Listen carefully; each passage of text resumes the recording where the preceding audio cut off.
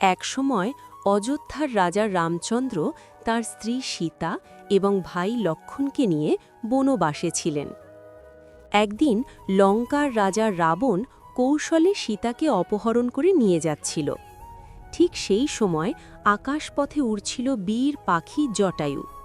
জটায়ু বুঝতে পারলেন এক অসহায় নারীকে জোর করে নিয়ে যাওয়া হচ্ছে।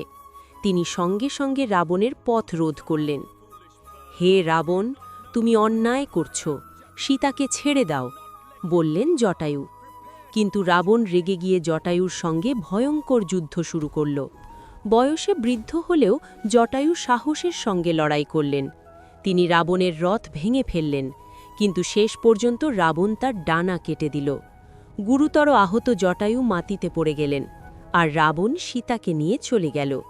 কিছুক্ষণ পর রামচন্দ্র ও লক্ষ্মণ সীতাকে খুঁজতে খুঁজতে সেখানে পৌঁছলেন। তারা জটায়ুকে আহত অবস্থায় দেখতে পেলেন। জটায়ু শেষ শক্তি দিয়ে সব ঘটনা রামকে জানালেন, কিভাবে রাবণ সীতাকে নিয়ে গেছে। এই কথা বলেই জটায়ু শেষ নিঃশ্বাস ত্যাগ করলেন। রামচন্দ্র খুব দুঃখ পেলেন।